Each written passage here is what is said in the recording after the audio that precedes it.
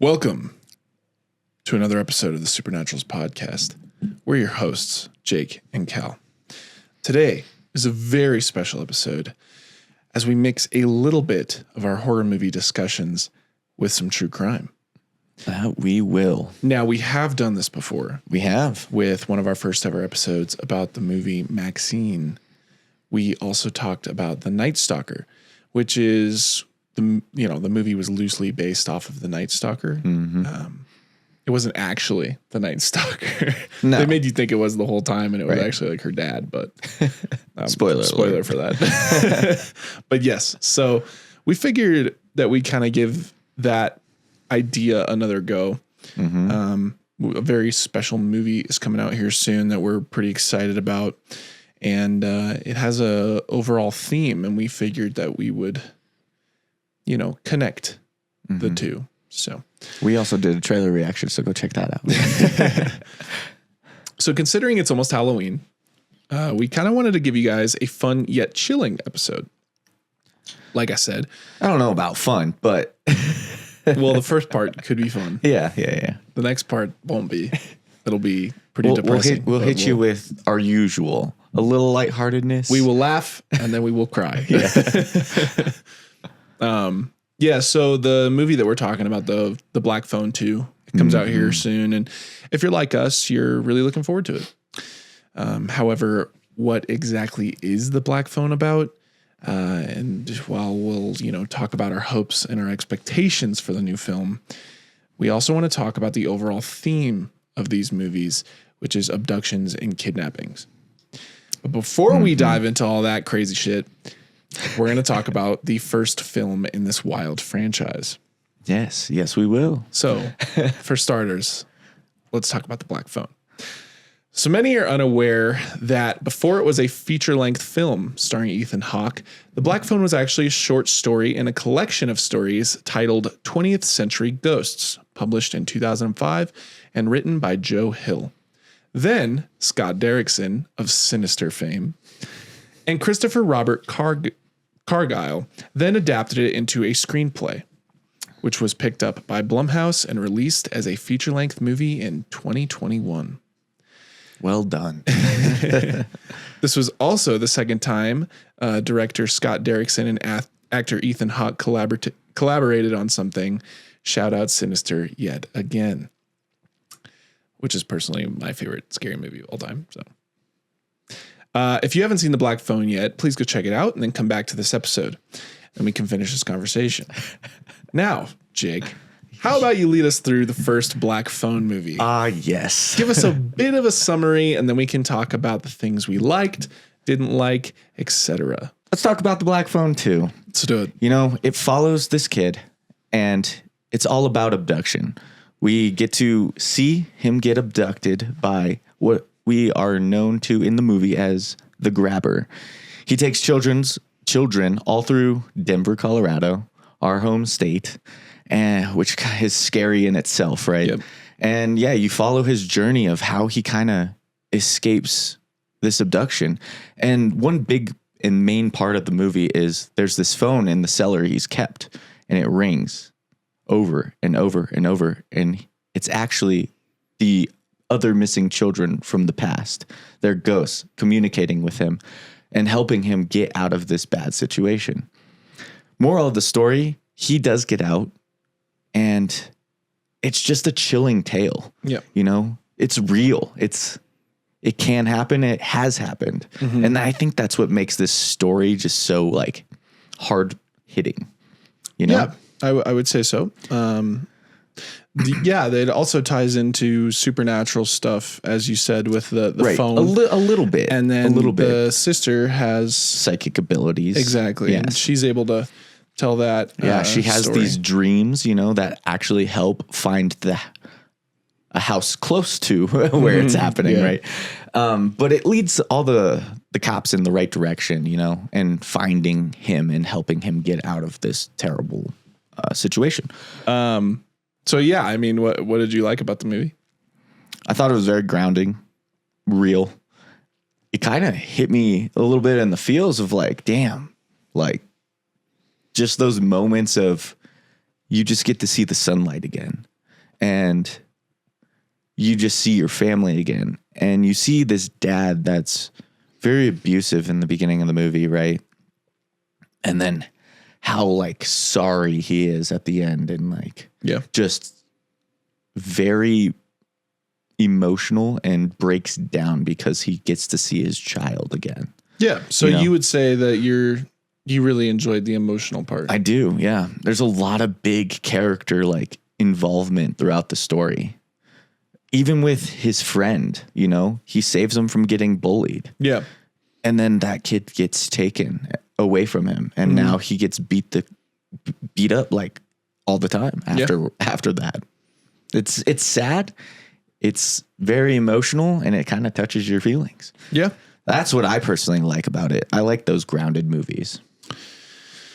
I liked I'm a big Sinister fan, as I've mentioned plenty of times. And the way that they have the sister, Gwen, I think her name is, and basically the way that she's able to, like, that we see her dreams is through these like Super 8 like film things. And it's cool to see that sinister effect in a different way, because obviously the tapes in Sinister were arguably the scariest part of the whole movie. You know, you have the distorted music and all that. And Scott Derrickson here does the same thing, except he uses it in a way that I think works really well and is super creative. So for me, it's just kind of the callbacks to Sinister that I really enjoyed. And obviously, who doesn't love Ethan Hawke? I'm a big fan of when an actor that, you know, I really like can, I think I've said it before, let their freak flag fly, right? Like Sebastian Stan in Fresh, super cool. You know, like you get these, like these movies where you let an actor just like freak the hell out. I mean, Robert Pattinson in The Lighthouse, I know you still haven't seen it, but he's just insane. And it's like, I don't know. These movies are good. So when you get to see Ethan Hawke, who I love, who usually plays the good guy, get to play the bad guy. It's pretty cool. So, all right. Now, before we move on, I do want to ask you, do you think they should have ended it there? Personally? Yeah. I do. We know they're coming out with a second one. It looks way more supernatural than the first one. Yes. A little close to Nightmare on Elm Street, right? And I just thought the story was like done. Like you gave a good emotional story. You had great characters. You told it well. He ends up killing him. Yeah. So like it can just end there. And I don't think people would even have like thought about it anymore if there was just not another movie. Yeah. They would have been like, man, that was a great movie. It would have that was it. Yeah, it would have just been another story good over. Horror movie that's just in the collection of horror movies, right? Like, now, am I excited for it? Sure. Yeah. But I think it could have ended there. So that's basically, you know, we haven't seen the film yet. It comes out in a couple days when this episode comes out. And we are pretty excited, even though, I mean, we're going to see it. Even though we both, of course we're going to see it. We both agree on the fact that did it need another one? Not at all. But does this one look cool? Kind of, yeah. No, it's completely different than what it was. But I think I also really like the setting of it being in like a frozen summer camp. That's kind of sick. And it looks like it goes into the dream states a lot more. It's a lot of Sinister-esque footage. Yeah. And I'm excited. Another thing I'm excited about is Scott Derrickson is coming back for this movie, which he didn't in Sinister 2. And that showed. Because Sinister 2, in my humble opinion, was absolute dog shit. That is how you ruin a fantastic horror movie. You just, So anyway, but I mean, you know, one thing you have to think about is when a movie does well after release, box office numbers are good. Yeah. You get a lot of money back. You go, maybe we could make a second one. You know, keep that hype up, right? A lot of people like to do that. Yeah. A prime example is Joker. That right there, I know some people didn't like it, but to me, Joker, like the first one, was one of the best comic book movies I've ever seen. Mm-hmm. I know it went away from comic origins and stuff like that, but I think that showing that, the Joker could really just be anyone, and like we need to look out for like mental health and stuff. And the film score in that movie is fantastic. Basically to me, I don't give a lot of movies a 10, and I gave Joker a 10. I really enjoyed it. But then the second one, I refuse to watch it. Still haven't seen it. But because I've heard that it completely ruins everything that the first one did, I have no interest in watching it. So yeah, sometimes making a lot of money for a movie can be a really bad thing, because then it can ruin what you captured in a bottle the first time. What you could do is, if you do make a lot of money, you just go, that was a successful movie. I'm glad our story was told correctly. Let's go make something different. Jake, you have to remember we're talking about Hollywood here. I know. Yeah. So, but you can choose to just not watch it, like the next one, and then all you have in your head is just the one isolated story. Mm-hmm. So you can choose to be like, that story ended, you're done. Like at the end of Joker, when you see he's like, I'm just laughing at a joke or something, and then it's Bruce Wayne standing over his dead parents. You don't need anything more than that. You're like, you know where this is going. Mm-hmm. That's Batman. Like this is the start of something. And then it's like, okay, that's it. But then seeing Joker 2, where it's like a musical, and I guess I heard he like dies and stuff in it. And I'm like, how do you kill Joker before he fights Batman? But then I heard people say he's not the actual Joker. And I'm like, okay, this is the stupidest thing I've ever heard. He's just like some impersonator I'm like, or something like that. You set him up to be the Joker in the first. It doesn't make any sense. So I'm not going to watch that. To me, Joaquin Phoenix is the Joker in Joker. Sorry. Like I don't need all that. Anyway, the point is, do we really need a second one? Probably not. Am I hoping that this is good though still? Yes.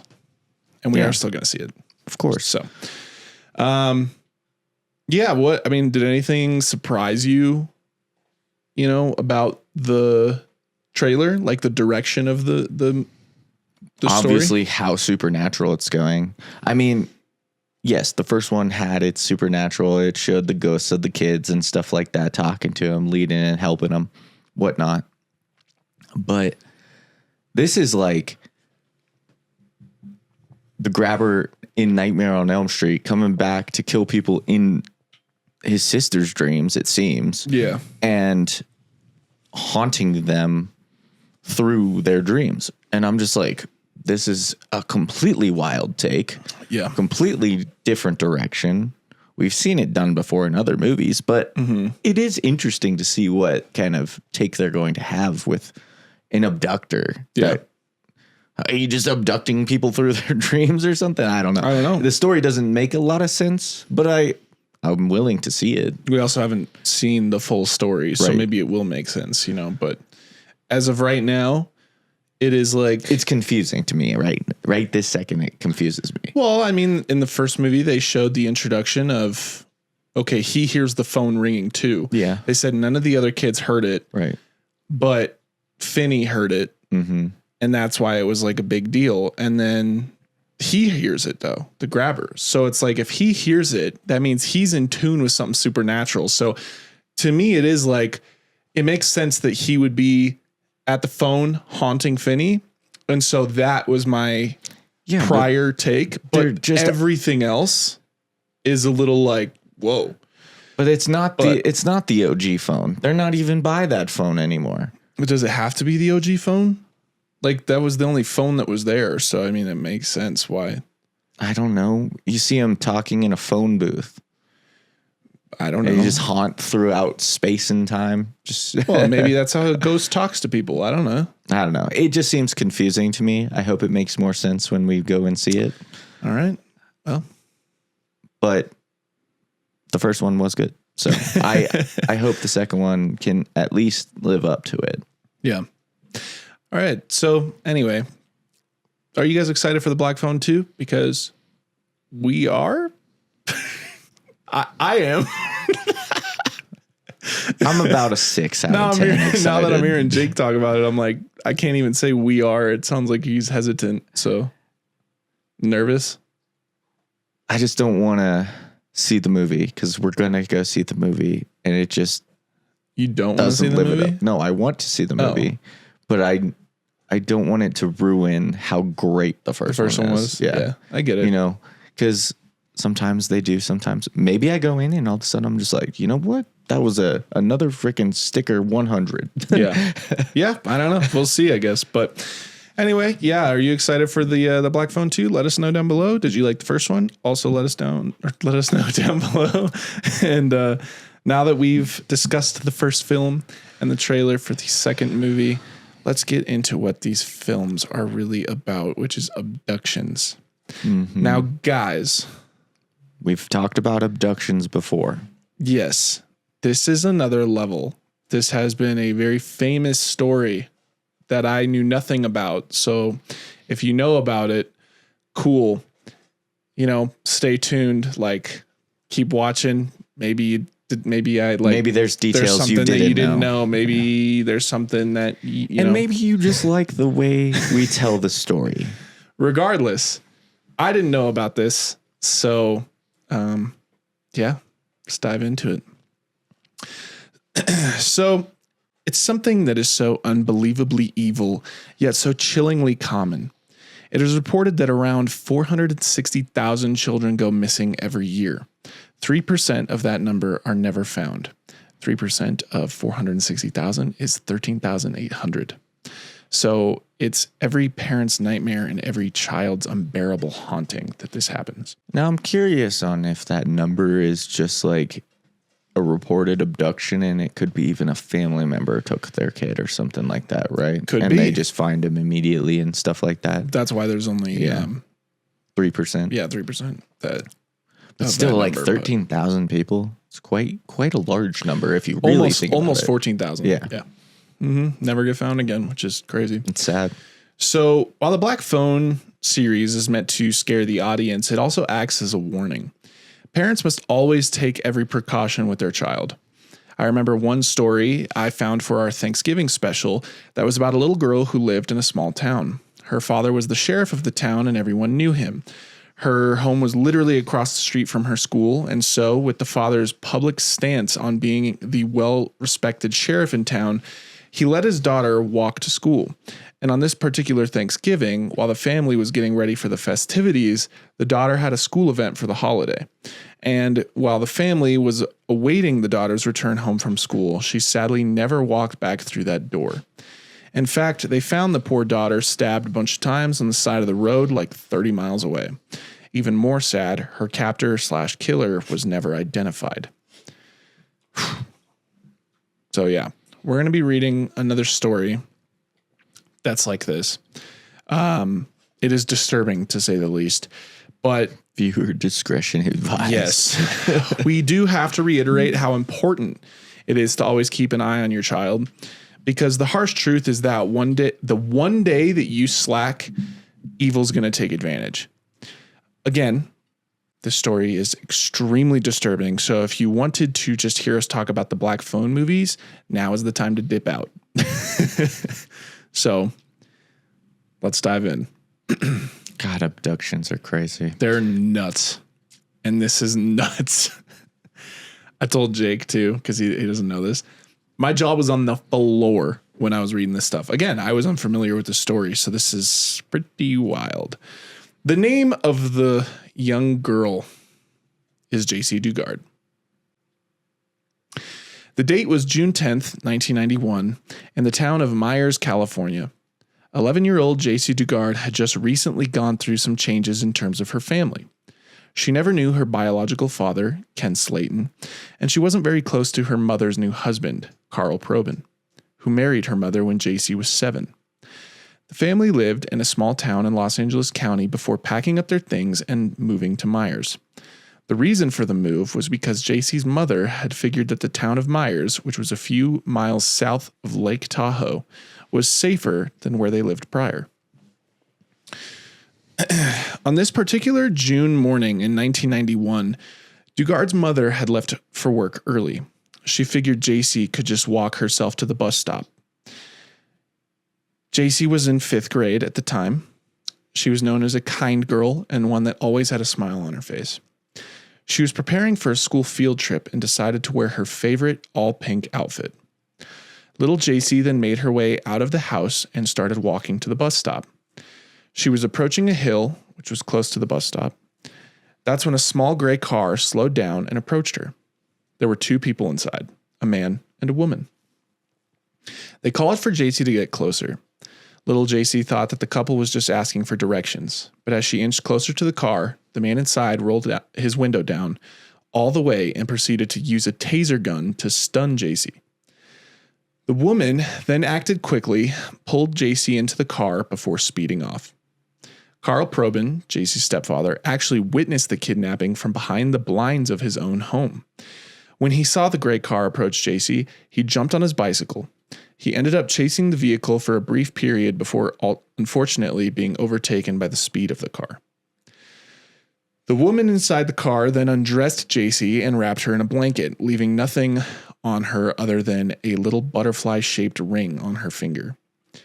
Jaycee was coming in and out of consciousness as the woman continuously held her down under the blanket. This continued for 3 hours until the couple finally arrived at their property, which sat 120 miles away from where Jaycee was abducted. Within hours of the kidnapping, the local media had stories and alerts running everywhere possible. Within days, dozens of people were volunteering to help try and find little Jaycee. Weeks had gone by and the town was decorated in flyers and pink ribbons, signifying support and awareness for the kidnapping. As years passed, hope of finding Jaycee dwindled. Her mother, Terry, had to deal with the potential suspects that were Jaycee's biological father and stepfather. Both were eventually cleared of any involvement, but that didn't stop a wedge being driven between Terry and Carl's relationship, and the two later separated. Terry went on to found Jaycee's Hope, which was a group that was meant to raise awareness for the victims of kidnappings. But here's the thing. We actually know what Jaycee went through.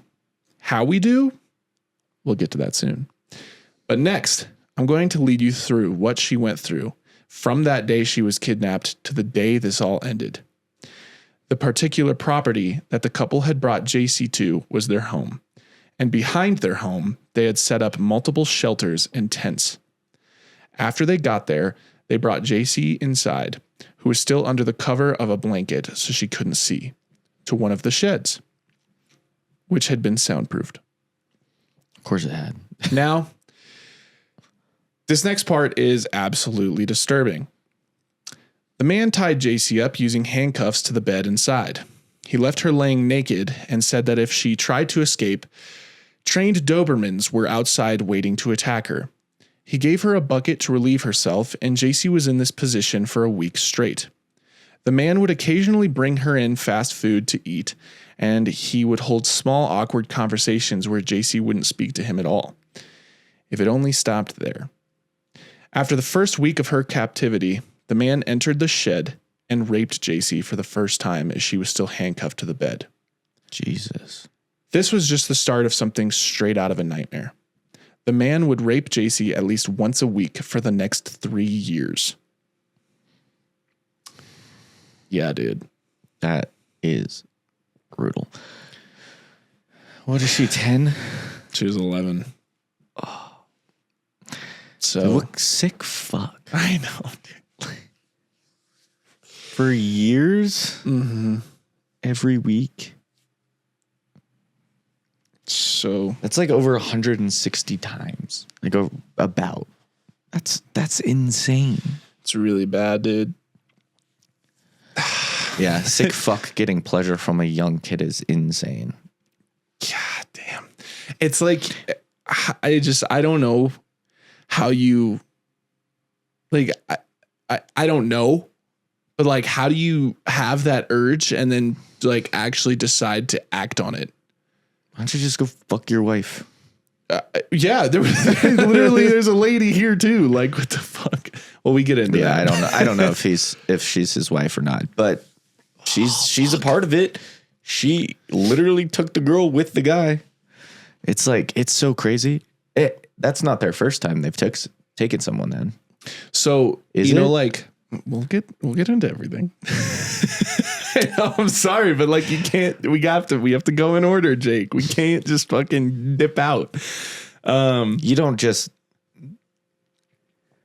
soundproof a meat off rip. So you probably have someone screaming. You go, shit, we probably should. These are questions that I like that you have, but because that means other people might have them, but they cannot be answered yet.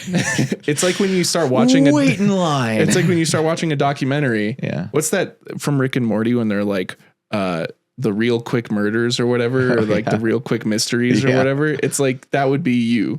You'd be like, was he the killer? Yes, he was. All right. Next one. You got to wait, dude.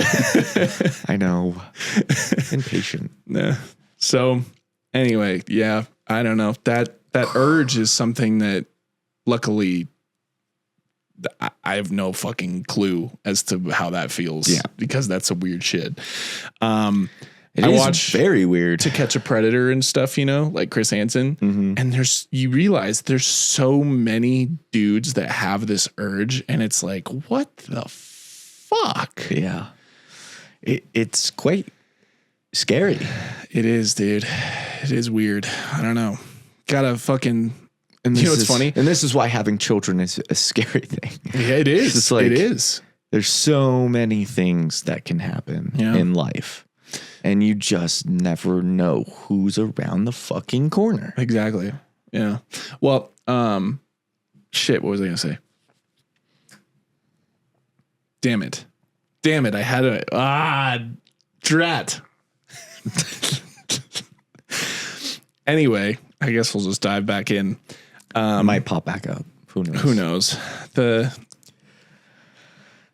Oh, no. That's what I was going to say. Okay. So in prison, when these guys go to prison, even like the hardest prisoners hate them. They like shank them and shit. Yeah. Like, yeah, if you like, you can kill someone, but if you fuck with a child, they'll fuck with you so heavy. it's crazy, right? It is wild. It's a good thing. It's like, yeah, those dudes should not get off free. Like, it's fucking insane. Pedophiles are a whole other beast. Literally. Yeah, they're insane. Yeah. So basically he would come in high off meth and go on these crazy rants about how he could hear stuff in the walls. And he would ask Jaycee to listen for those things. Oftentimes he would say their voices. He's just fucking drugged out of his mind. Pretty much. Jaycee was basically meant to be this freak's caretaker. There were times when he would get religious, saying demon angels followed or allowed him to take her, or that he would call himself a servant of God. Some Jim Jones energy. I don't think God's wanting you to do that, bud. Yeah, I agree. Other times he would cry and tell her he was sorry for what he did to her, but those brief moments of morality would be cut short and turned to rage. He told her that he would keep her just locked in a cage. So he's truly letting his freak flag go. Yeah, because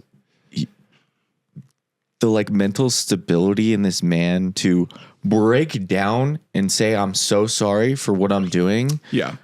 You didn't let her go. You're just crying in front of her, giving her this hope that maybe he will let me go. Yeah. And then all of a sudden he just like snaps back into it and goes, yep. Nope. You aren't going anywhere. It's crazy. That's so fucking crazy. Yeah. At that moment, if you're hurt, you gotta think you're gonna die, right? Probably. Any sense of hope, I feel like just like dims completely. Like, obviously you want to try your best to get the fuck out. Yeah. But at a point where you're spending years chained to like a bed in a tent or something, maybe you do have hope that you like, he hasn't killed me yet. Maybe you think you can get out. I don't know. It's a fucking crazy situation. It's so hard to think about. Well, no, I'm sure they do because you said your jaws dropped. Mine hasn't fully dropped, but I'm clenching, going, what the fuck, man? This guy's insane. Where's this lady? What is she doing? So about 7 months in, the man introduced Jaycee to the woman that was present during her kidnapping. Literally, I just Jake need is to wait always- a sentence. A sentence. That's all I just need. I don't know. It just pops in my head. I have to say it. So, About 7 months in, the man introduced Jaycee to the woman that was present during her kidnapping, which turned out to be his wife. Go figure. The woman brought Jaycee chocolate and a stuffed teddy bear and actually apologized for everything that had happened. Jaycee apparently found herself craving the woman's approval, but it turns out that the woman was actually just as, if not more manipulative than the man. The woman would often offer a sense of motherly affection that would turn cold and affectionless on the flip of a dime. The woman grew jealous of her husband's care for Jaycee, and that would cause multiple issues between Jaycee and this woman. So there's that. There's some sick shit going on. Yeah. On one occasion, the man had failed a drug test and was actually put in jail where he had been before, but only for a brief amount of time. While in jail, the woman took over as Jaycee's captor. This was when the woman showed how evil and twisted she could be. Her jealousy really showed during this period as the woman wouldn't speak or even feed Jaycee on certain occasions. Damn. Hardcore neglect. When the man returned from jail, he allowed Jaycee to have some outdoor time. She was allowed to play outside in the backyard, and this is when she met the next door neighbor, Patrick McQuaid. He asked Jaycee what her name was, McQuaid. and she told him that it was in fact Jaycee. McQuaid asked Jaycee if she lived there or if she was visiting, to which she replied that she did live there. Jaycee's captor noticed, came outside, and brought her back in.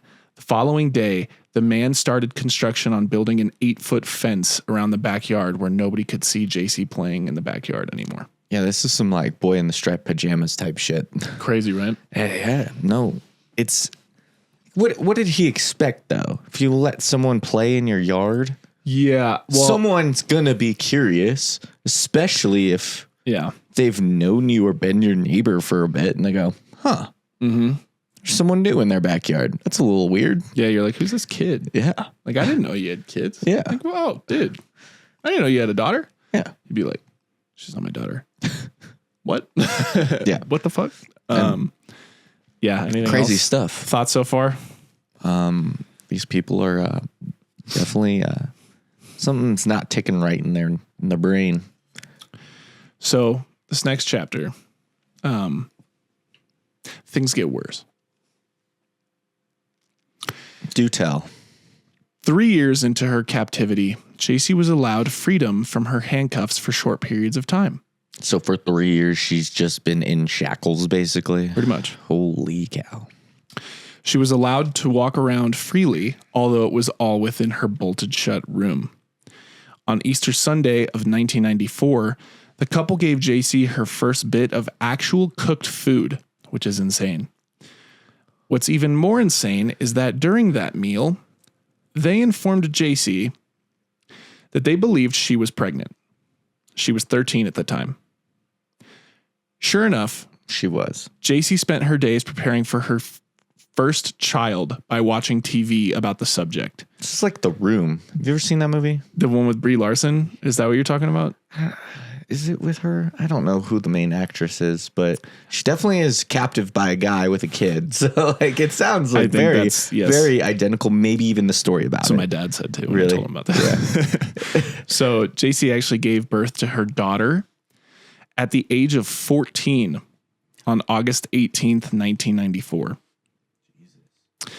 The man stopped raping Jaycee nearly as much after the birth of her daughter, although he would still do it when he took drugs. The man raped Jaycee, which would be the last time he would do so in 1997. Jaycee got pregnant again and gave birth to her second daughter when she was 17. So one question is, Yeah. are the dogs not real? No. They were never real. No. Yeah, I figured. Yeah. So Scare tactic. absolutely. Yeah. So Jaycee used the information she received from the TV to know how to take care of her daughters, and she did so. She even shielded them from the man when he would get high and go on his drug-induced rants. The man ended up opening a print shop and actually had Jaycee act as a graphical artist. Her daughters would be there too, and the man had created a fiction for all of them. Jaycee and her daughters were meant to play sisters that were all children of the crazed couple. What's interesting, though, is Jaycee was seen multiple times opening the front door to the home and actually talking to people, never once informing them of her situation. She also had access to the print shop's phone and email, but she never used them to escape. Her daughters were also seen playing in the tents in the backyard on multiple occasions. It truly seemed like nothing was wrong and that these people were just another family. Why would you not say anything? Yeah. Scared that they might do something to your children? I don't actually know. We do get into this. But that's insane. Like, right? You just start answering the given door. The freedom. Yeah. So, yeah. Maybe we were like, I don't know where to go. I don't know. That's crazy. So that's pretty much it. Not really. How did this end? Actually, it had a pretty explosive ending. So the man that held Jaycee and her two daughters in captivity decided he was smart enough to teach a course on human desires. No, seriously, this guy went to Cal Berkeley's campus and requested that he hold an event seminar on God's desires. This was on August 4th, 2009. Before he went to the campus, that morning, he went into the FBI office in San Francisco, where he left a 4-page essay talking about religion and sexual fantasies and desires. Why he did these things, you may ask? Well, apparently the essay described that he had these horrible sexual fantasies, that he actually figured out how to stop them and suppress them. So he wished for the FBI to let him in, where he would teach them his methods, which could stop people from doing what he did. Wild tactic to just wake up one morning and go, I'm going to say everything I've done to basically tell these cops, hey, this is how you can stop it because I figured it out. Wild thing to just randomly want to do. Back at Berkeley, the man spoke with the campus events planner and she immediately noticed his strange behavior. She also noticed his daughters were pale as all hell and looked like they hadn't seen any sunlight. She told him to write his name down and they planned to meet again at 2 p.m. the following day. Well, he wrote down the name Philip Garrido. Yes, it's finally time we discuss the people who did this crazy shit before we dive back into the end of the story. Philip himself was described as a good boy growing up. However, when he was a teenager, he was in a terrible motorcycle crash which changed him for the worse. He turned to drugs like LSD and meth for an outlet. This man's behavior became so disgusting that he ended up making a habit of masturbating outside of elementary schools where he would stare at young girls. Jesus Christ. Was he just never caught doing that? Nope. The hell? Crazy. He was even arrested once for raping a 14-year-old girl. The case sadly never went to trial, though, because the girl never testified. He also married another classmate that was unaware of his behavior until she tried to leave him after he beat her and he kidnapped her. A few years later, Philip kidnapped a 25-year-old woman and brought her to an abandoned warehouse where he raped her for 5.5 straight hours. He was arrested after this and was described as a sexual deviant. Yeah. You're getting arrested this many times. Like, how are you not thrown the fuck in jail? Yeah. Like, what? Yeah, it makes no sense. You were right, by the way. Yeah, he's definitely done this shit before. Yeah. Philip was actually sentenced to 50 years in prison. While serving his time, he met a woman named Nancy who was visiting her uncle in the same prison. This was in 1977. Philip ended up marrying Nancy and was ultimately released from prison in 1988, where the two of them moved to Antioch, California. I actually don't know how the fuck he got out. I couldn't find it. Really? He was just released. Just maybe overcrowding or something crazy. I don't know. I don't actually know. So if you know, let me know. I don't actually know. I couldn't find it. Just like wake up one day and you're like, all right, I'm going to visit Uncle Jim in the It just said the prison. Yeah. All of a sudden you meet someone there and you're like, man, I'm attracted to this guy. You're like, what the fuck is wrong with you? Well, Ted Bundy did the same thing. He met a girl when he was in prison and they got married. That's so crazy. Yeah. Someone's just we like, talk about Ted Bundy in season 3. So someone's just so desired that they need to be with someone that's fucking little kids. You kidding? yeah, it's weird, man. Well, Nancy's like, well, let me hop in on this. Ew. It's fucked up. I meant not the fucking, just like the kidnapping. Yeah. No, I get it. Well, because I'm assuming where they moved is where their house is, and they do all this crazy shit. So Yeah. So I don't know how he got out, but I guess it doesn't really matter. The important thing is that he got out, and he shouldn't have. Yeah. So back to our story now. Philip had written his name down on the sheet and was supposed to head back to Berkeley the following day to meet with the event planner. However, she had been put off by his strange behavior and therefore called the police to do a welfare check. Well, they discovered that Philip violated his parole a number of times and nothing was ever done about it. that's also crazy. Unreal.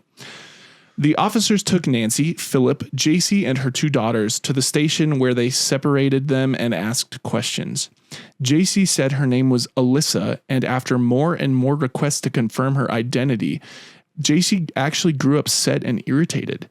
When asked if she knew that Philip was a registered sex offender, she said that she did know, and that she also knew that he was a changed man, which is weird.